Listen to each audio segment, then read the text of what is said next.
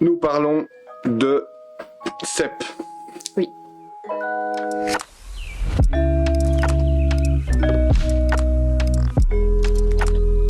On va déjà lire les questions qu'il y a sur Discord, Ouais. que Nana a posées. Donc la première question qu'elle t'a posée à toi, c'est comment tu as été diagnostiquée. En gros, j'étais tombée malade, mais une grippe vraiment basique. Mais j'avais passé la nuit aux toilettes, simplement, la totale. Je vais pas vous faire une description. Et puis en fait, j'ai commencé à me sentir, tu sais, depuis la poitrine jusqu'en bas des orteils. Je sais pas si vous voyez quand on s'endort sur son bras, puis on se réveille et puis on sent plus le bras. Ça fait une sensation un peu bizarre, lourde. En fait, c'est ce que je ressentais, mais depuis la poitrine jusqu'en bas des orteils et sur le bout des doigts, au début. Après ça, c'est étendu sur l'avant-bras, etc. Mais c'est ça, et je me dis, c'est un symptôme de la grippe qui est quand même vachement bizarre, mais bon, au point où on en est, il y a de plus en plus de trucs bizarres avec la grippe, alors bon. Au bout d'une semaine et demie, 2 semaines, là, ça partait pas, et c'était même pire. Ça c'était vraiment monté jusque là. Enfin, et puis à l'intérieur, j'avais l'impression que je me sentais compressée, mais de fou, quoi, comme si je me faisais écraser de l'intérieur. Et puis j'avais vraiment beaucoup de mal à respirer pendant la nuit, et en fait, j'ai commencé à avoir peur. Ça m'a vraiment. J'ai cru que j'étais en train de mourir, et ça m'a mis une angoisse. Et du coup, j'ai demandé à Asmo si on pouvait aller à l'hôpital. Alors que je déteste ça et que si je pouvais éviter... Tu vois, ça m'a pris quand même 2 semaines pour réaliser que c'était pas normal. Et du coup, on est allé aux urgences. On est arrivé à 21h50 aux urgences, on a été pris en charge pour l'inscription à minuit. Ouais. Ensuite, on a eu une sorte de premier lit à 2h30 du matin. Où c'est qu'ils ont commencé à un petit peu prendre attention et ces conneries-là.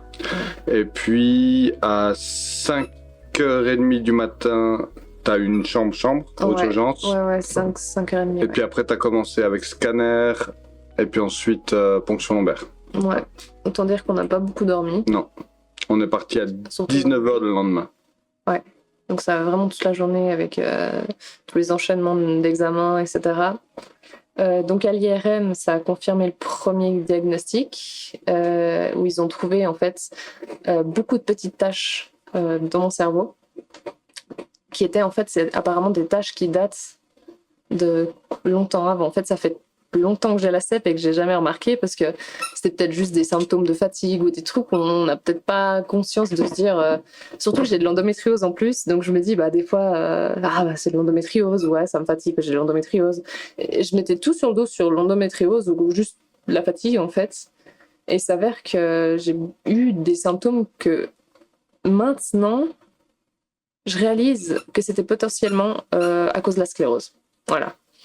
Mais c'est vraiment cet événement-là qui a fait que c'était une poussée extraordinaire qui a fait qu'on a pu diagnostiquer. Mais ça se trouve, pendant encore longtemps, j'aurais jamais su. Et on a été pris en charge avec le neurologue. On a fait la ponction lombaire. Ça, c'était le pire truc de ma vie, je pense. Le fait de faire la ponction, ça fait pas mal. Tu sens rien. Ils mettent les petites aiguilles, tu sens vraiment rien. Mais c'est le après. Pendant 2 semaines, même 3 semaines, ça a mis du temps. 3 semaines, ouais. Où je pouvais même pas me lever, j'avais une douleur, mais dans toute la colonne et la tête, surtout, j'avais l'impression qu'elle allait imploser. C'était un cauchemar. Ils t'ont dit depuis quand tu l'avais potentiellement?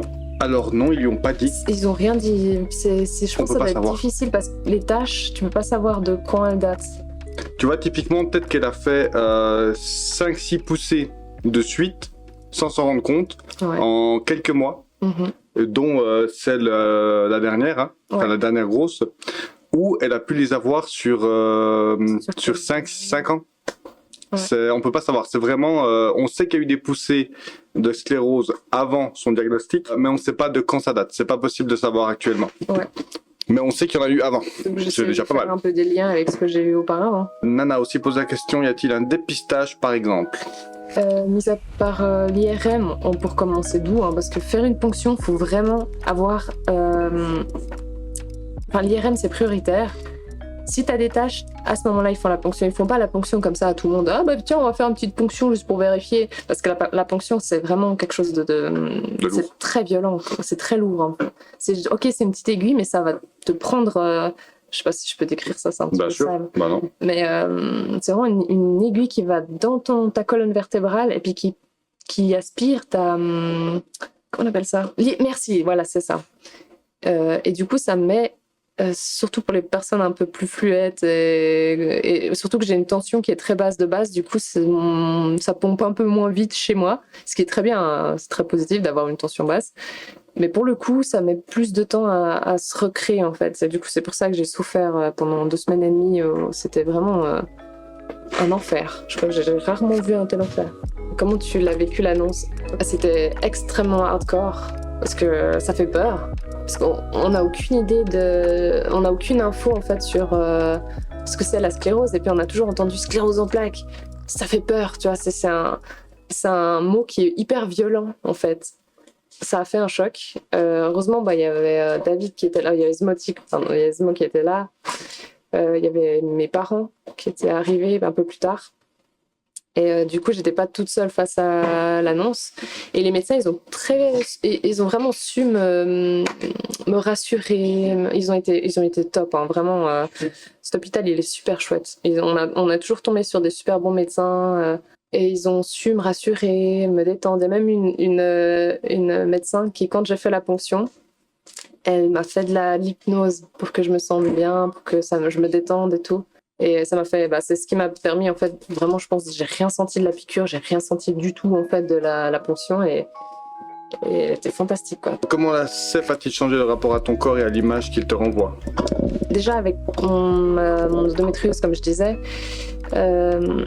c'était déjà un peu compliqué d'avoir ce rapport à mon corps. Enfin, je suis pas très à l'aise de parler de mon corps parce que je suis pas déjà de base une monstre confiance. Mais d'un autre côté, ça m'a permis d'apprendre aussi beaucoup sur mon corps et d'apprendre à l'écouter. C'est-à-dire que maintenant, en fait, j'ai plus si je suis fatiguée, si j'ai chaud, si j'ai un peu une sensation bizarre, je vais pas faire comme avant où je me dis c'est bon, bouge ton cul, t'es fatigué, il y a ton qui est fatigué, c'est pas grave, tu vois. Et puis, du coup, je me permettais pas de me reposer, ou je me privais en fait du bien-être auquel j'aurais le droit à cause de. Mais maintenant que je me dis, c'est la CEP, NJ, fais pas de conneries, c'est la CEP, quoi. Comment expliques-tu ta maladie aux gens lambda? C'est une maladie neurodégénérative où c'est un peu le néant. On n'a pas vraiment d'infos sur comment la maladie va évoluer, en gros. Je sais pas comment expliquer, j'ai peur de dire des conneries parce que tous les stades, en fait, sont tellement différents. Moi, en guillemets, je m'estime heureuse dans le sens où j'ai une maladie, enfin, le degré de la maladie qui est quand même assez bas. Tant que j'ai pas de méchants poussées ou des trucs comme ça qui pourraient d'un coup me faire perdre je ne sais quoi comme sensation ou quoi. Pour l'instant, je profite un peu jour le jour d'avoir un corps qui fonctionne bien et avec lequel je peux marcher, faire du sport. Pour ça, j'ai beaucoup de chance. Mais expliquer ça à quelqu'un de lambda, c'est juste essayer peut-être rassurer la personne en se disant écoute, c'est un mot qui est fort, qui fait peur, la sclérose et tout, mais on vit à une époque qui est quand même qui a vraiment énormément évolué sur les traitements de la sclérose. Et là, c'est tombé au bon moment pour moi.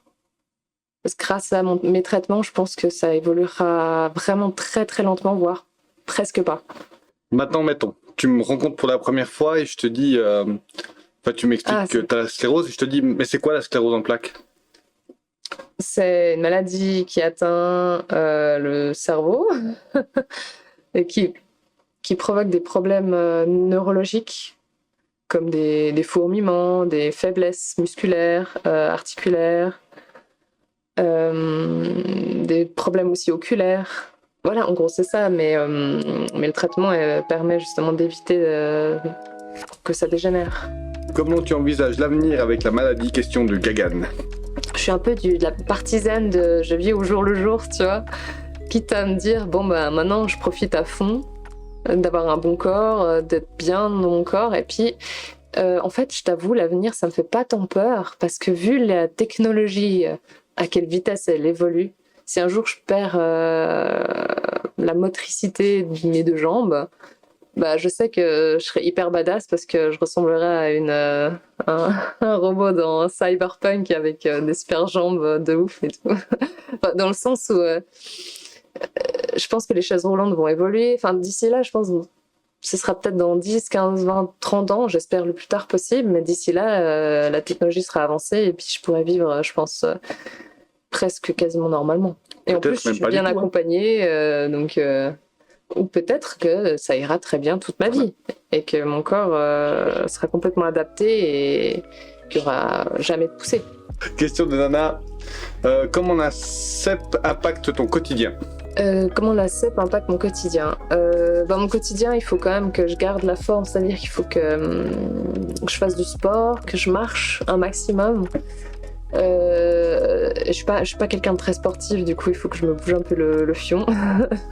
Mais j'ai fait du yoga et j'ai commencé le yoga avec ma belle-sœur et puis c'est fantastique, ça m'a changé la vie. J'avais des douleurs au dos, des problèmes comme ça que maintenant j'ai quasiment plus. Ça a renforcé toute ma musculature et puis je sens vraiment la différence par rapport à avant. Donc l'impact est plutôt positif parce que maintenant je prends plus soin de moi, je veille à manger des choses saines, enfin plus ou moins, je fais de mon mieux, disons mieux qu'avant. Et en fait ça a quasiment eu que du positif, enfin mis à part d'un coup, en fait j'apprends aussi, comme j'ai dit avant, à m'écouter. C'est-à-dire que maintenant j'ai plus honte de dire que je suis fatiguée, j'ai plus honte de me poser un petit moment quand je sens que je suis un petit peu vaseuse. Et ça me permet juste de m'écouter en fait, ce que je faisais jamais. Voilà, j'ai appris à me connaître un petit peu mieux. Ouais. Moi je dirais que l'impact, donc parce que t'as dit les bons côtés c'est bien, mais les mauvais côtés c'est une fatigue, elle est très souvent fatiguée. Beaucoup plus qu'une personne on va dire lambda, elle a besoin de plus de repos, typiquement avec la chaleur aussi, à savoir que la chaleur a des effets pas du tout positif sur la sclérose en plaques. Donc les fortes chaleurs auront tendance à réveiller d'éventuelles anciennes poussées. Typiquement là, elle a des soucis de fourmillement à une jambe qui sont liés à la grosse poussée qu'elle a eue quand on allait aux urgences. Ouais, mais c'est un petit reste, c'est juste sur le côté de la jambe, ça n'a pas vraiment d'impact. Enfin, je marche normalement et tout. Tu marches normalement. C'est juste la sensation que maintenant, ça me donne la sensation bizarre quand je touche ou que je frôle la jambe. C'est un peu comme si c'était un peu endormi, mais en même temps, ça fait un peu des picotements. Enfin, c'est un peu bizarre. Puis ça fait quelques semaines, voire quelques mois que c'est resté. Depuis le retour des chaleurs. Depuis le retour des chaleurs, en fait, ça a provoqué cette poussée et qui s'en va pas. Donc pour l'instant, ma jambe, elle est un petit peu inapte. Alors ça peut rester, ça peut repartir. Ça peut repartir, voilà, comme ça peut. Puis si ça reste, c'est pas non plus dramatique, c'est juste une sensation un peu bizarre. Et puis je m'habitue, maintenant je remarque très peu. Je veux dire dans le sens où, c'est quand on touche vraiment, ou d'un coup je me frotte, je sens. Mais sinon, je fais même plus gaffe, quoi. Ta maladie a-t-elle un impact sur ta vie pro et comment le gères-tu ? Quand je bossais à MySports, ça avait aucun impact parce que j'avais la possibilité de faire beaucoup de home office et j'avais des collègues qui étaient hyper compréhensifs et puis c'était vraiment parfait. Jusqu'à ce qu'ils décident de tous de fermer toute la boîte et qu'on se retrouve tous au chômage. Mais du coup, là, je suis au chômage, donc je peux. En fait, l'impact qu'il y a, c'est que j'aimerais bien trouver un job où j'ai la possibilité de refaire du home office comme je faisais à MySports. Mais c'est souvent difficile de trouver une entreprise qui engage pour du home office. Et surtout, c'est difficile de dire je l'accepte. Du coup, ils vont dire mais pourquoi tu veux faire du home office ? T'es pas bien chez nous ? T'as pas envie de nous voir ? Et t'es obligé de dire oui, mais c'est pas ça le problème, c'est que faire les trajets, on dépend de où c'est, ça peut me fatiguer. Rester assis longtemps ou tu vois, ça pompe beaucoup d'énergie. Et le home office, je pose très bien. Il me faut juste un ordinateur. Je te fais tous les montages, les animations que tu veux. Il y a pas de souci. Donc c'est aussi pour ça que j'aimerais bien me lancer en freelance, comme ça au moins j'aurais la possibilité d'avoir mes horaires, mes trucs, et puis je pourrais gérer ma propre petite vie sans avoir à me soucier de si je dois faire du home office ou pas, ou tu vois. Que te conseillent les médecins ou personnels spécialisés autour qui peut t'aider ? Alors, les médecins, ils me conseillent de faire, comme je dis, du sport, de marcher, et puis avec le traitement, et et prier pour pas... Bon, je suis pas croyante, mais espérer que ça tienne bien. Mais le sport, comme j'ai dit, c'est ce qui m'a aidé le plus pour l'instant. Y a-t-il des activités que tu ne peux plus faire? Alors, avant, j'ai fait... toute ma vie, en fait, j'ai fait des arts martiaux poussés. Et je faisais du kung-fu juste avant. C'était génial, j'adorais le kung-fu et tout, mais... déjà au Kung Fu, avant d'être diagnostiquée, je sentais qu'il y avait des trucs que j'arrivais plus à faire. Alors je me dis, j'ai vieilli, j'arrive plus à faire des roulades correctes sans me faire mal, j'arrive plus à frapper, j'avais des faiblesses, je me suis pété la gueule plusieurs fois en faisant des coups de pied, des trucs comme ça. Et en fait, c'est parce que j'avais des faiblesses déjà à ce moment-là. Et c'est parce que c'était un sport qui est quand même très violent physiquement, et avec la CEP, c'est pas forcément conseillé. Les médecins, ils ont dit tu peux continuer, mais il faut que tu ailles un peu plus doux et tout. Mais je déteste en fait faire partie d'un groupe où on est tous motivés, où ils sont tous super balèzes et tout, puis moi je suis là un peu à traînasser comme une mamie. Enfin, c'est dommage quoi. Du coup, j'ai dû stopper le kung-fu. Ça me manque beaucoup, mais avec le yoga, ça m'a remis quand même encore plus en confiance sur mon corps, et en fait j'ai découvert ça et pour moi c'était une révélation. Ça peut paraître hyper cliché, la femme qui fait du yoga. Non, c'est vraiment très au niveau spiritualité. On apprend aussi à la respiration, à centrer à évacuer ses douleurs, etc. Avec la méditation, se recentrer sur soi-même. Et ça a eu vraiment que des impacts hyper positifs sur moi. Comment tu ressens la chose de ton côté Smo? As-tu des angoisses vis-à-vis de ça? J'ai aucune angoisse parce que depuis le début, j'ai dit à Angie déjà que sa maladie, elle la traversera pas seule. C'est elle qui la vit, mais on la combat ensemble.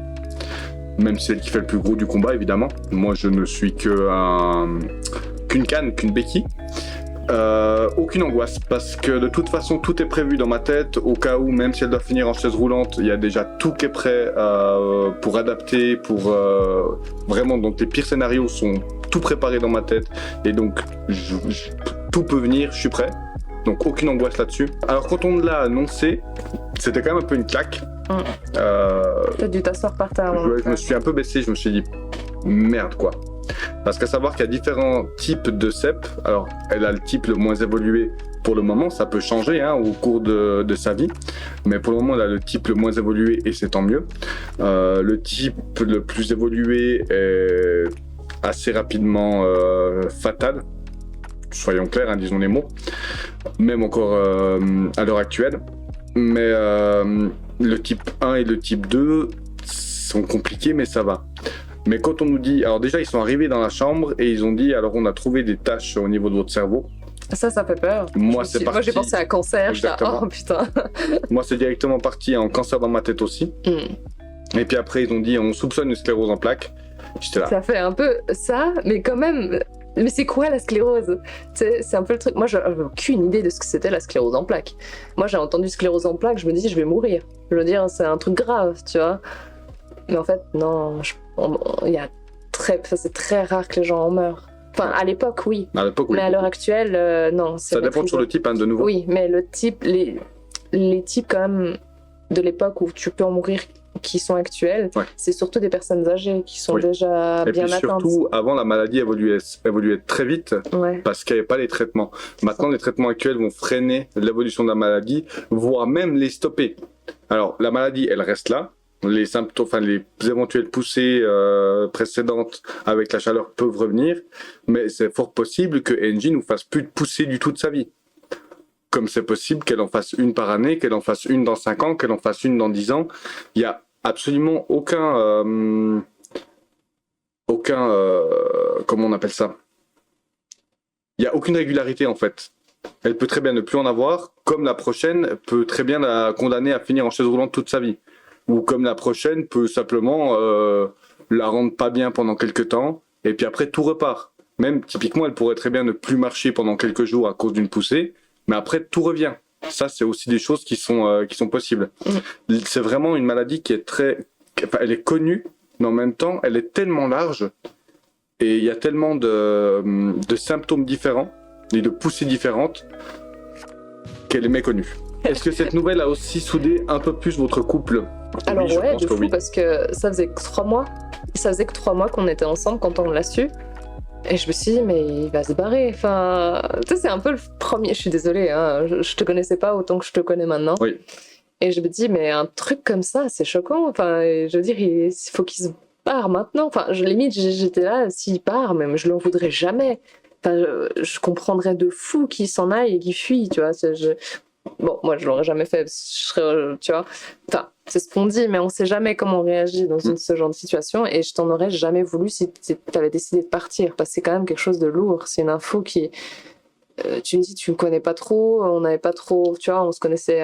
Voilà, ça faisait 3 mois. C'est très peu, 3 mois. Alors, au niveau des traitements, il y a 3 traitements actuellement qui sont faisables en Suisse. C'est vrai, moche. Il y en a un qu'on peut faire à la maison. Donc, elle se fait les picouzes toute seule et voilà. Ouais, mais c'était pas. C'est pas le mieux. Pas de fou, non. C'est tous les 6 mois. Tu as un traitement où c'est que tu vas une fois par année, c'est un traitement qui est lourd. Vraiment très lourd. Et autant les deux là que je vous ai parlé, c'est des traitements qui sont efficaces, oui, mais qui ont le plus d'effets secondaires. Ouais, c'est ça, ils sont plus lourds. Ouais. Et le traitement qu'elle a, elle, c'est le Tysabri. Tysabri, c'est vraiment le meilleur. Alors, il y a des effets secondaires aussi, hein. Évidemment, il y a un petit peu de fatigue. De tout ça. Des globules blancs qui prennent un tout petit peu dans la gueule. Non, pas trop, mais un tout petit peu. On dit ça, mais quand on a eu le rhume, c'est lui qui a plus morflé que moi. Moi, j'ai eu un petit rhume basique et tout, un petit peu de tout. Lui, il a eu de la fièvre, était dans un état de mort, quoi. Ça va, oui. Non, mais t'étais pas bien. J'étais pas bien. Moi, j'ai pas eu de fièvre du tout. Je suis pas plein, hein. Je suis resté couché toute la journée, j'ai dormi. Oui, bah, c'est normal, sinon tu peux pas te plaindre quand tu dors, donc en même temps... Genre, je suis une peignette. Non. Quelle est la réaction de tes proches vis-à-vis de cela? Es-tu soutenu? Déjà, premier soutien, vraiment un très bon soutien. Ma famille aussi, ils ont été là dès le début. Non, je suis vraiment pour ça, je suis très bien entourée, j'ai beaucoup de chance. Et beaucoup de soutien. J'ai aussi je le cache pas, hein, je vais chez ma psy. Ma psy, elle me laissait formidable. Et puis elle m'a beaucoup aidée parce qu'en fait, j'allais chez elle avant d'avoir l'info de la sclérose. Et je me souviens au début, quand j'allais chez elle, j'avais déjà les symptômes. Puis je lui dis, ça me stresse un peu parce que depuis une semaine là, j'ai ces symptômes-là et je comprends pas trop. Puis elle m'avait déjà dit un peu, ça peut être un peu neurologique, mais elle voulait pas trop se prononcer parce qu'elle n'est pas médecin. Donc elle avait déjà un peu prévu le truc, mais sans me dire que c'était la sclérose ou quoi. Moi, j'en ne savais rien. Mais elle m'a beaucoup soutenue, elle me soutient encore énormément. Et donc oui, je suis très très bien entourée. Ça te rend plus sensible aux autres maladies? Pour l'instant, j'ai pas l'impression. Hein. Là, j'ai eu le rhume et tout. C'est passé. Hein. Non, il n'y a pas trop de soucis. Je vois pas de diff. Alors, ça pourrait. Ça pourrait. Parce que son traitement, de nouveau, alors, même si c'est à très très très faible niveau, ça lui fout quand même un coup à ses globules blancs. Ouais. Mais vraiment à un niveau très faible. Hein. Je veux dire, on n'est pas sur certains traitements pour d'autres maladies ou même pour certains traitements de la sclérose où les globules blancs prennent des gifles de malades. Non, là, c'est des petites claques comme ça. Voilà, ça va. Ça va. C'est que de base, j'avais des bons globules blancs, à mon avis. Donc, elle est potentiellement plus sensible. D'ailleurs, typiquement, après le traitement, si moi je tombe malade, il ne faudrait pas que je dorme à côté d'elle. Ouais. Parce que après le traitement, il y a des risques que pendant quelques jours. Voilà, mais c'est infime. Hein. Voilà. C'est vraiment peut-être le jour même, le lendemain, le surlendemain, où je fais un petit peu attention à la limite. Mais sinon, non. Quelle était la réaction de tes proches vis-à-vis de cela? C'est un choc pour tout le monde. Ça a fait peur à tout le monde. Et puis... Mais au moins, j'étais pas toute seule face à l'annonce. Donc ça, c'est peut-être plus important. Que conseillerais-tu à quelqu'un qui souffre de la même maladie que toi? À faire du yoga. faire le sport qu'il veut, mais en tout cas marcher. Faire du yoga, ne jamais laisser tomber en se disant « je suis fatiguée ». Écouter son corps, ça oui. Il faut se reposer, savoir se reposer quand on en a besoin, quand tu sens que ton corps il est au max du max. Mais il faut pas rentrer dans un cercle vicieux de « ouais, non, mais je me sens pas bien, du coup, dodo, je me repose, je fais rien, je bouge pas ». Non, parce que ton corps, il va s'atrophier. justement, et ça va accentuer non, ça va accentuer les poussées. Alors que le sport, justement, ça réactive le corps. Le corps, en fait, plus il est actif et mieux il se porte finalement. Donc c'est le cas pour tout, en fait. Le sport, c'est bon pour tout le monde. Alors, du coup, vu que le nain te soulage, est-ce que tu es assigné à de la kiné spéciale régulièrement? Bah, pour l'instant, pas. J'avais fait un moment pas de la kiné, mais chez nous, c'est de la La physio. physiothérapie? La physiothérapie, c'est un peu similaire à la kiné. Pas du tout. Pas du tout? Non. Ah, c'est un autre mot, mais il y a un Oui. truc qui est aussi qui se dit différent. Mais la physio. c'est dans la même idée en fait, mais c'est pas pareil. Mais non, mais j'ai fait pendant un certain temps à cause de mon dos. J'avais des grosses douleurs au dos, mais je sais pas si c'était lié à la CEP, parce que j'ai aussi une petite, comment on appelle ça, une petite hernie discale derrière. Mais toute petite, mais juste suffisante pour qu'elle me fasse énormément mal. Et maintenant, j'ai quasiment plus mal, mais c'est surtout grâce au yoga. Quel message tu voudrais faire passer aux gens qui seront diagnostiqués et à leurs proches? Continuez à vivre et puis apprenez à vous écouter. Dans la vie, on passe tous par des moments plus ou moins compliqués et ça permet aussi de grandir dans sa façon de voir la vie. Et c'est vrai que moi, je peux dire que ça m'a apporté aussi beaucoup de positif au niveau de ma façon de penser, de voir mon corps par rapport au futur aussi. Et j'ai plus de capacité à vivre le jour au jour le jour. Je sais plus m'exprimer. Voilà, on vit à une époque qui est vraiment bien faite, avec des traitements qui sont vraiment super. Et il y a quand même une majorité de personnes atteintes qui vivent une vie parfaitement normale. Qu'est-ce que tu conseillerais aux proches de personnes qui ont la maladie? Quelles sont les choses à faire ou à ne pas faire? Les comportements à ne pas adopter, exemple, ne pas mettre en pression, de stress. C'est toujours délicat parce que les gens, ils veulent faire de leur mieux. Puis des fois, c'est mieux, c'est pas forcément le mieux. Mais ne surtout pas s'inquiéter trop, ne pas être trop étouffant dans sa façon d'être, de vouloir être là pour l'autre. Mais en même temps, avoir une oreille attentive si la personne a besoin d'en parler, a besoin de se sentir écoutée, faites sans jugement, sans dire ah mais non mais il faut que tu te bouges ou tu vas mettre une pression comme ça. Ouais, c'est vrai que je sais pas si j'ai répondu clairement à la question, mais c'est difficile de se mettre à la place de quelqu'un qui...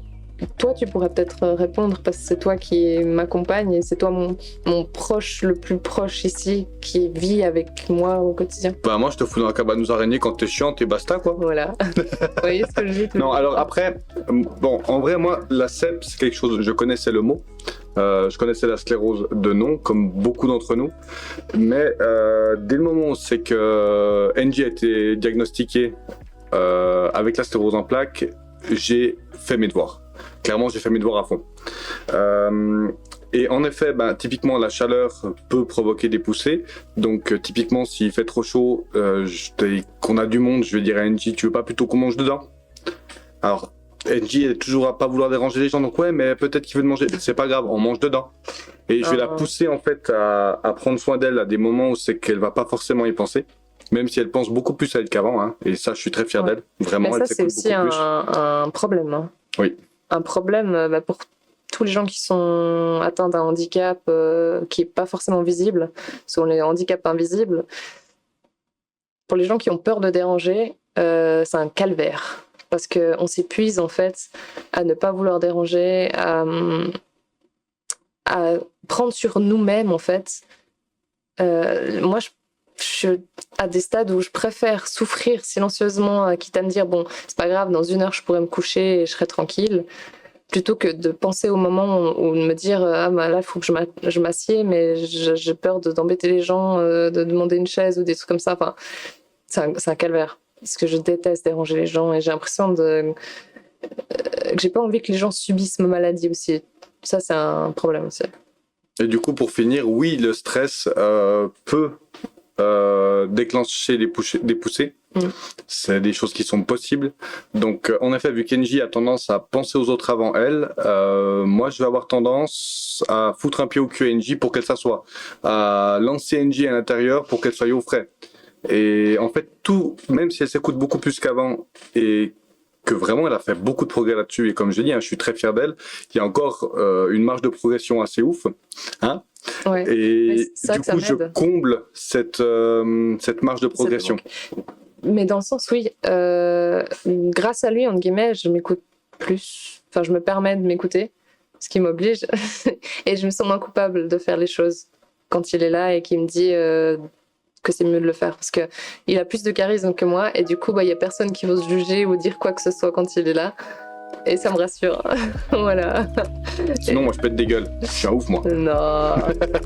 Ça fait plaisir tout ce que tu dis, des choses que les gens devraient tout le temps faire. Et c'est vrai, souvent, il nous faut des épreuves énormes comme ça. C'est pour paradoxalement profiter de ce qu'on a.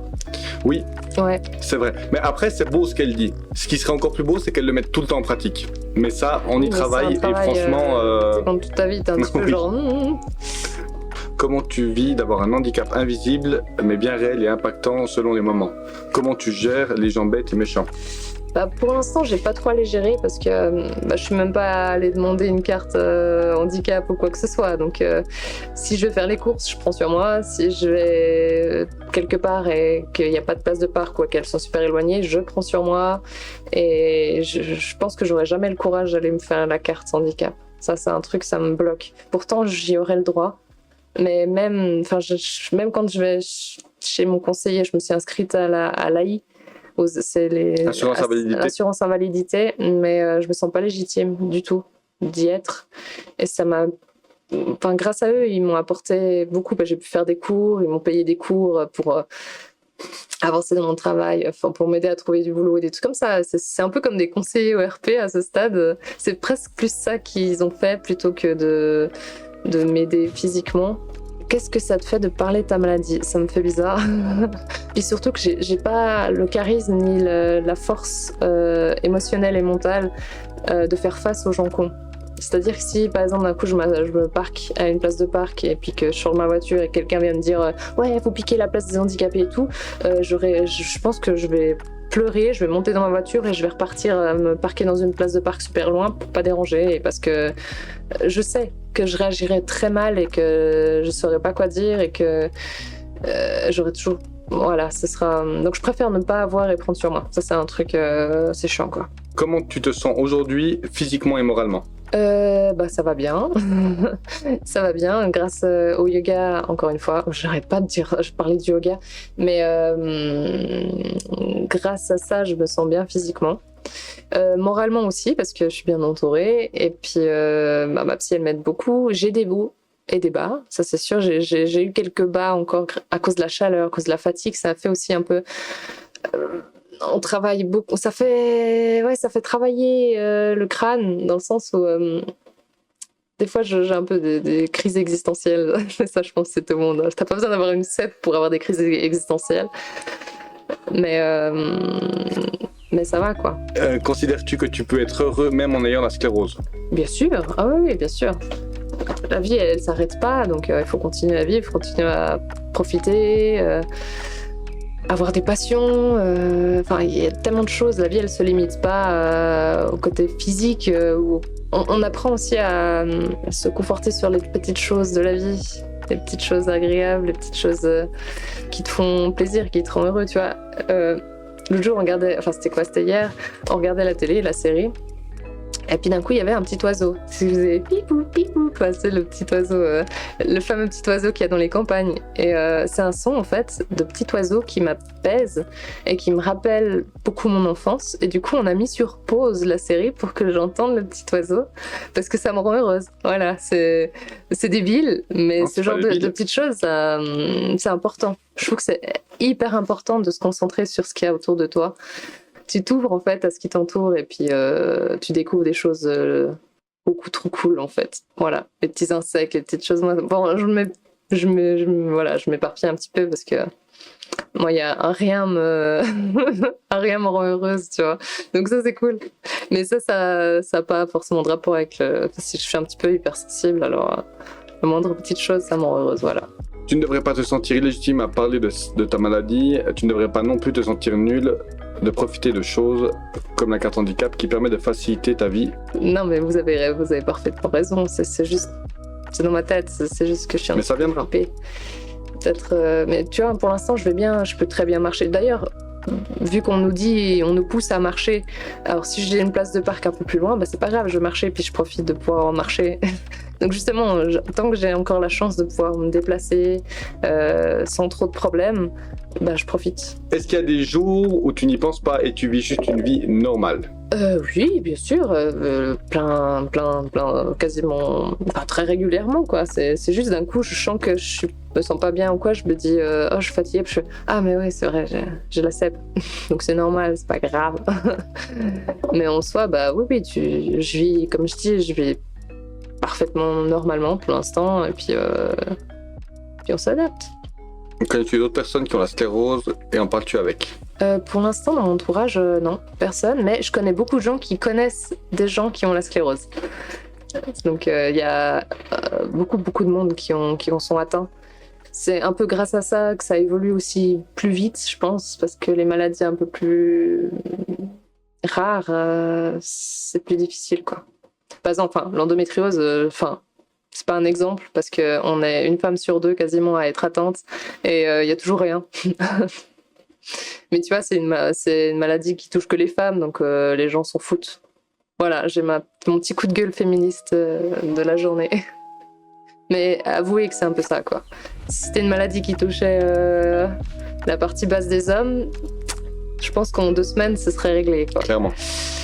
Complètement. Toi, ce truc débile d'aller regarder sur internet ce que tu avais. Ah oui, ça c'est inévitable. Hein. Et oui, c'est vraiment débile de faire ça parce que forcément internet il va te montrer les cas les plus extrêmes. C'est toujours dans l'extrême. Mais d'un autre côté, je me suis inscrite sur un groupe Facebook et là justement au contraire ça m'a fait du bien de voir qu'en fait la plupart des gens ils allaient bien et qu'ils vivaient une vie tout à fait normale et qu'ils donnaient même des petits conseils pour le quotidien, etc. Donc oui, ça vaut la peine d'aller sur des groupes et des forums, des trucs comme ça, mais Internet à proprement parler, comme les trucs de médecine et tout, non, évitez. De quelle façon l'es-tu au quotidien pour les contraintes physiques, les douleurs, mais aussi pour les moments de doute, de colère et de tristesse? On parle déjà beaucoup, donc quand elle a des moments de tristesse, quand elle a des moments de colère, alors quand elle a ces moments de colère, elle fait sa petite colère. Ouais, et puis après, colère, ça va. Quand elle a ses petites colères, elle fait sa petite colère dans son coin. Puis après, c'est bon, on va en discuter. Les moments de tristesse, on en discute. Et le doute, pareil, on parle beaucoup. Et puis après, au quotidien, si elle est fatiguée, je vais l'envoyer se coucher. Je vais lui dire que c'est pas une honte d'être fatiguée, qu'elle a le droit d'être fatiguée, qu'elle a le droit de dormir. S'il y a des contraintes physiques, je vais l'aider à marcher, je vais la porter. C'est vraiment pas un problème. Et puis je m'adapte en fait. Mais c'est surtout, ça dépend des jours. La plupart du temps, ça va très bien, donc il y a absolument rien de spécial à faire. Et quand il y a des choses qui vont moins bien, on y va à fond quoi. Et on lâche rien. À l'annonce diagnostic, étais-tu plutôt dans le mood on va y arriver, je vais être un rock pour elle, ou plutôt démuni, ou les deux d'ailleurs? Le premier mot, quand ils ont dit tache dans le cerveau et CEP, ça m'a foutu une petite claque qui a duré 1 seconde. Et après, c'était hors de question quoi. Quand elle m'a dit, tu sais, si tu veux partir, je comprends. Alors déjà, je lui ai dit, non en fait. Je lui ai pas dit ça comme ça, j'ai dit un peu plus brut. Je lui ai dit que ok c'était sa maladie, mais qu'on la vivrait ensemble et qu'on la combattrait ensemble et qu'on avancerait ensemble.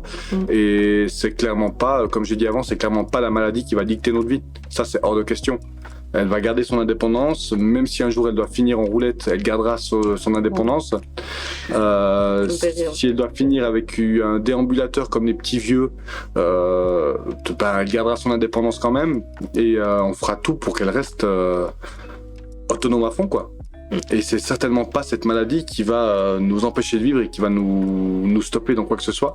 On adaptera notre vie parce qu'on devrait l'adapter si jamais ça empire. Mais de toute façon, tout est prévu dans ma tête, et si ça empire, tout est prêt quoi. Est-ce que tu te sens parfois impuissant face à cette CEP?